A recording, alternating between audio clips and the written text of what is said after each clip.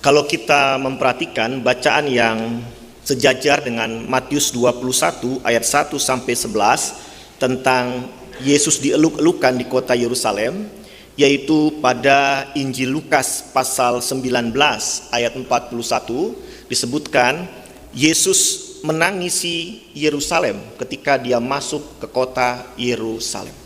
Menangisi.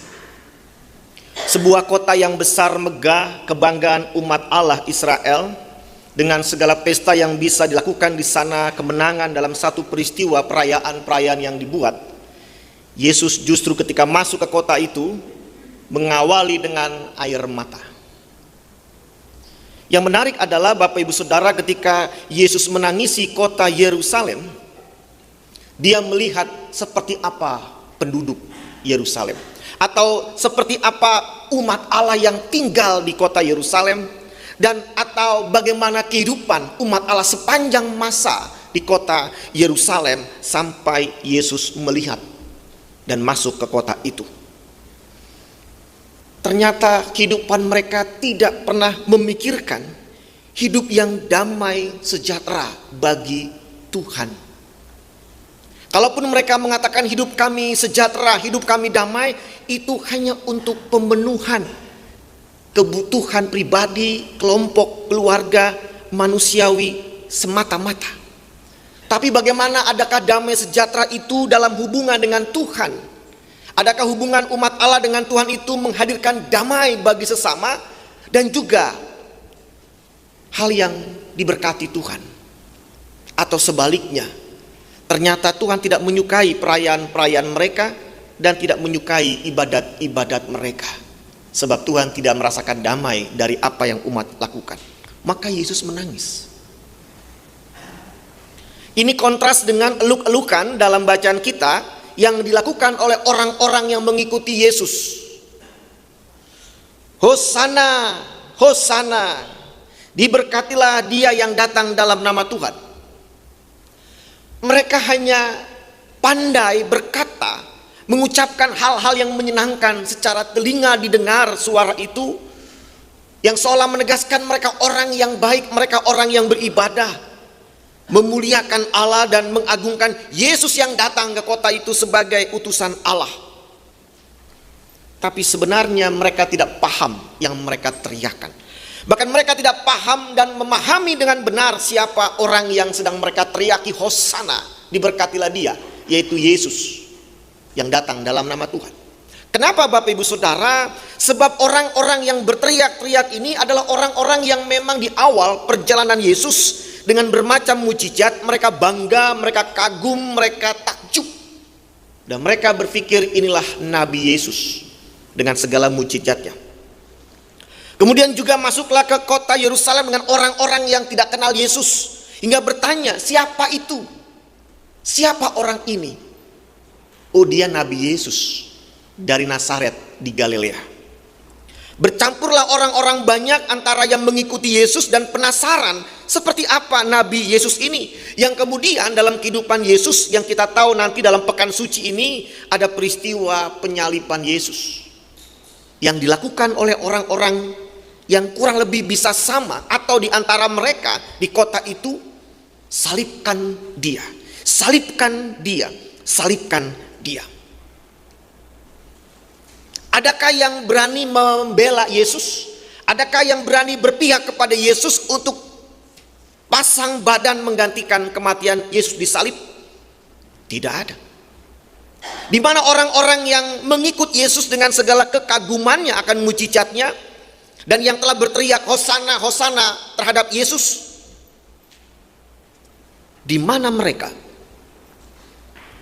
Jadi seolah kalau Yesus menangisi kota Yerusalem dengan penduduknya di situ, ia melihat hati umat Allah tidak lagi sungguh-sungguh kepada Allah sendiri, tetapi kepada banyak kepentingan yang terang-terangan tidak berpihak kepada Allah.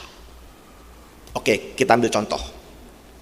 Kenapa Yesus disebutkan dalam kitab suci dia ngamuk di pelataran bait Allah terhadap penjual-penjual, pedagang-pedagang hewan-hewan yang disiapkan untuk kurban. yang akan datang ke Yerusalem. Kenapa Yesus marah? Kenapa dia ngamuk? Terkesan orang bilang, wah ada yang ngamuk di pelataran bait Allah, menjungkir balikan dagangan-dagangan orang di situ. Karena ternyata apa yang mereka jual, persembahan korban, hewan-hewan yang akan dikorbankan, mereka menjual tidak sewajarnya dalam kaitan bukan untuk kepentingan umat Allah, tetapi untuk pribadi kelompok tertentu, memanfaatkan kepentingan sepihak dan bukan buat umat Allah. Itu Yesus tidak suka. Jadi jelas ketika Yesus menangisi Yerusalem, maka dia melihat kenapa umat Allah, kenapa umatku tidak lagi mau bertahan memikirkan apa yang Bapa minta, Allah inginkan dalam hidup umat manusia. Apa yang diperlukan Yesus. Kalau kita baca dalam bacaan ini, kitab Matius, lihat contoh di mana dua murid Yesus mencoba memenuhi permintaan Yesus ketika diminta untuk pergi ke kampung depan untuk mengambil seekor ya yang akan dinaiki Yesus, ya, keledai muda ya, dan anaknya. Seekor keledai yang diminta untuk akan digunakan Yesus, dua muridnya berusaha untuk mengikuti. Pergilah ke sana, kalau ada yang tanya menegur kenapa, Tuhan memerlukannya. Dan akhirnya mereka datang membawa seekor keledai itu dan anaknya untuk Yesus naiki masuk ke kota Yerusalem. Jadi sebenarnya dalam bacaan kita secara tidak langsung yang dibuat Yesus itu kepada para muridnya, aku punya kemauan, aku suruh kamu penuhi, lakukan, pasti tercapai. Kenapa? Karena aku yang nyuruh, tidak ada yang menghalang-halangi. Yesus yang meminta, Yesus yang menyuruh, maka tidak ada yang menghalang-halangi, malah akan terwujud dengan baik. Nah, disinilah sebenarnya dalam bayangan gambaran yang kita sebut tadi, Yesus menangisi kota Yerusalem, umat Allah di tempat itu tidak mengikuti permintaan Allah, maka hidupnya tidak mendatangkan damai sejahtera. Bukan hanya buat Allah, tapi buat mereka sendiri. Ya, mereka tidak damai sejahtera. Yang ada justru mereka berdosa. Karena itu Yesus datang, Allah utus untuk menebus dosa mereka dan didamaikan. Bapak Ibu, kalau kita melihat dalam minggu pekan suci untuk kita renungkan, ternyata apa yang mau diperhatikan Tuhan terhadap kita umatnya dulu dan sekarang adalah apa yang sedang kita kerjakan hari ini, aktivitas kita, pekerjaan kita, pelayanan kita, ya, dimanapun kita berada, adalah kualitas pekerjaan kita, kualitas pelayanan kita, kualitas aktivitas kita. Mahatma Gandhi berkata, kualitas pekerjaan mula yang akan menyenangkan Tuhan bukan jumlahnya. Bukan berapa banyak yang bisa kamu kerjakan, tetapi di setiap hal yang kamu kerjakan berkualitas tidak. Itu memang bicara mutu. Hal yang tentu diharapkan. Sebuah produk yang bermutu itu hasilnya pasti bagus, tidak mengecewakan. Kira-kira gitu. Ya, kita beli barang semahal apapun, kalau itu bagus, bermutu, kita beli. Walaupun itu barang mungkin murah, tapi nggak bermutu, gampang rusak, kita akan berpikir ulang, nggak akan beli. Begitupun dalam kehidupan umat Allah, ternyata lupa umat melihat kualitas kehidupan, kualitas pelayanan, kualitas aktivitas sehari-hari kita, pekerjaan kita. Ini seperti Matius 7 ayat 22, Tuhan mengkritik, pada hari terakhir banyak orang akan berseru kepadaku, Tuhan, Tuhan, bukankah kami bernubuat demi namamu dan mengusir setan demi namamu dan mengadakan banyak mujizat demi namamu juga? Mereka protes ketika Tuhan menolak mereka. Aku tidak kenal engkau. Loh, gimana? Kami orang yang bernubuat demi namamu, mengusir setan demi namamu, mengadakan banyak mujizat demi namamu, kok ditolak? Kalau kita sejalan dengan Matius 22 ayat 37 dibilang begini. Jawab Yesus kepadanya, kasihilah Tuhan Allahmu dengan segenap hati, jiwa, akal budi. Itu yang tidak ada.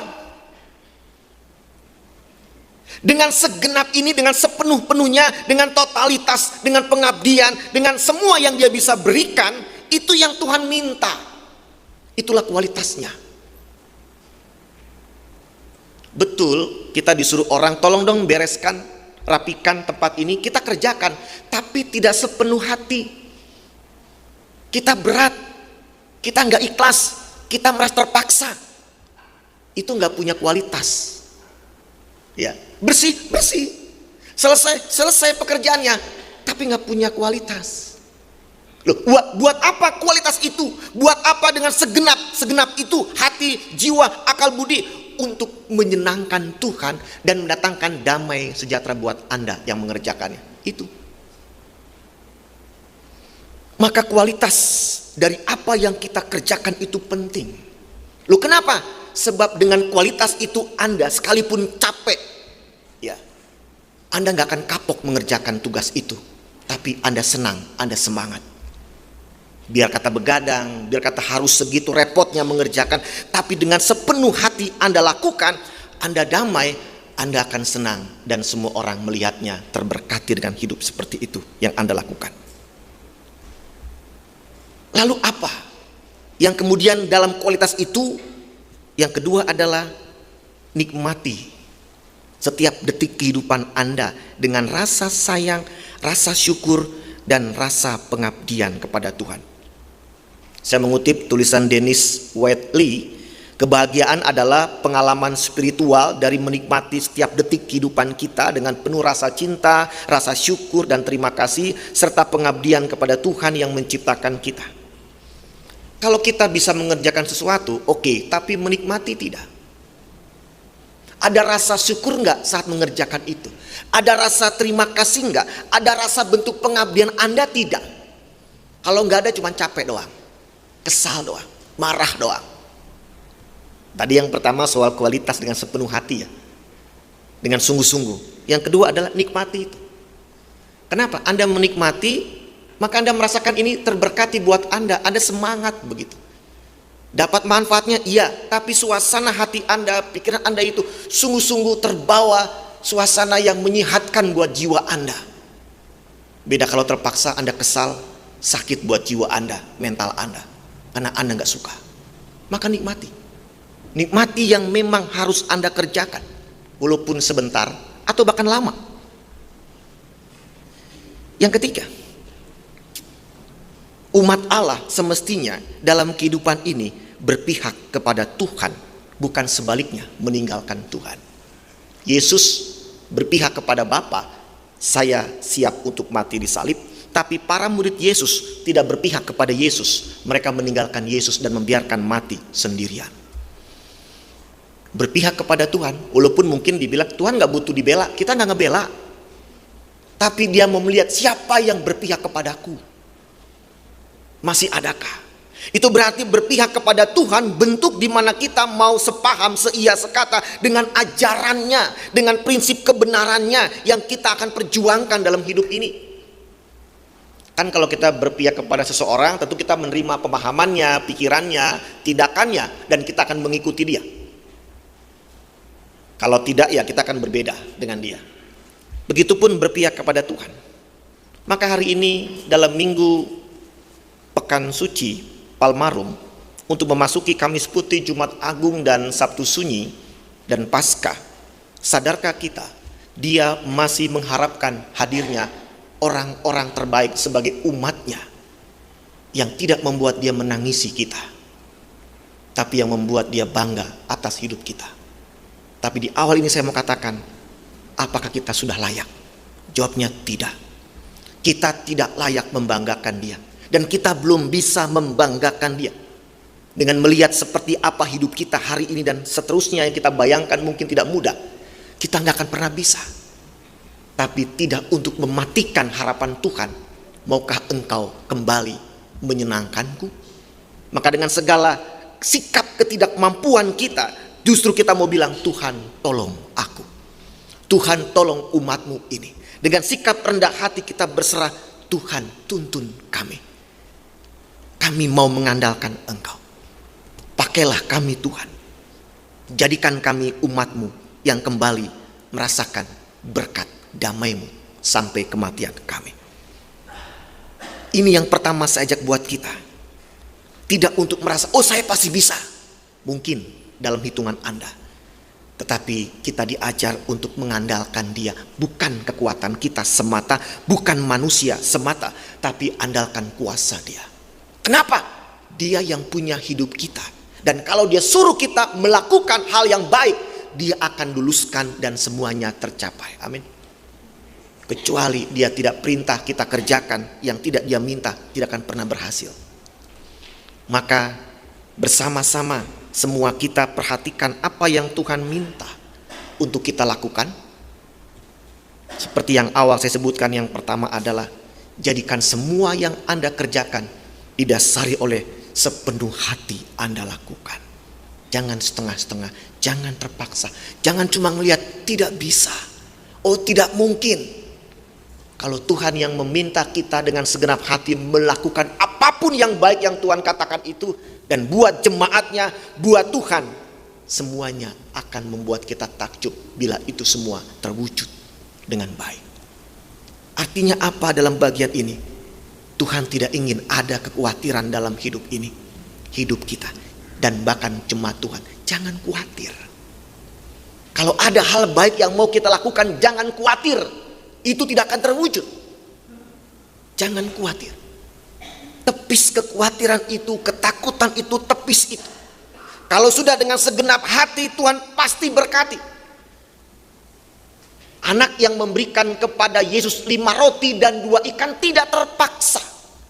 Dia memberikan dengan sepenuh hati, dengan sepenuh jiwanya dan akal budinya. Ini Yesus, makanan yang kubawa, terimalah. Dan Tuhan berkati untuk banyak orang dan bahkan sisa. Disebut 12 bakul. Kalau kita berjalan untuk Tuhan, yang kita kerjakan, kenapa kita khawatir?